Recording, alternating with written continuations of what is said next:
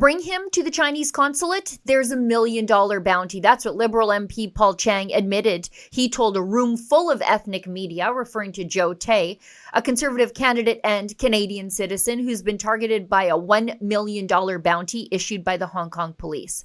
Let's be absolutely clear. This isn't a joke. Chiang needs to be fired immediately. And if you agree, go to firechang.com and sign the petition. This is a sitting member of the Canadian Parliament encouraging transnational repression on Canadian soil, encouraging people to help the brutal Chinese Communist Party hunt down a Canadian political opponent. But Paul Chiang's betrayal, it's not new. It's just the latest chapter in a pattern of foreign interference and liberal complicity in it. Beijing meddled in the 2019 and 2021 federal elections, backing China-friendly liberals to defeat strong conservative voices like Kenny Chiu, who dared to call out the Chinese regime's abuses and tried to bring in a foreign influence registry. China used WeChat propaganda, targeted disinformation, and community mobilization to tilt key ridings. And now, ahead of the next federal election, it's happening again. Meanwhile, 11 parliamentarians have been implicated in foreign interference, and not one name has been released. Why?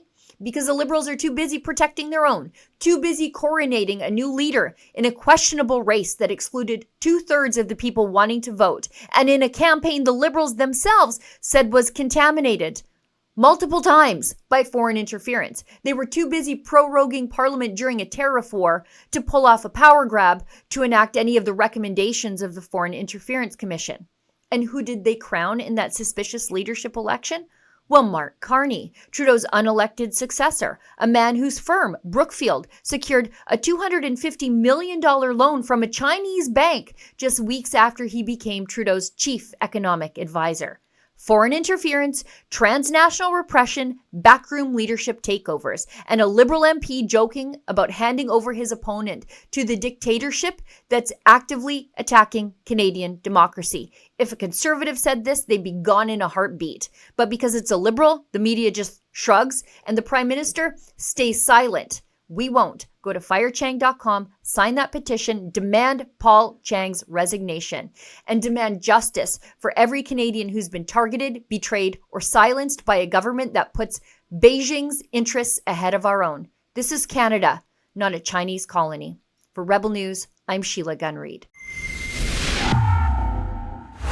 Paul Chiang encouraged people to kidnap his political opponent, Conservative Joe Tay, to collect a $1 million bounty issued on his head by the Hong Kong police. He must be fired. If you agree with me, go to firechang.com.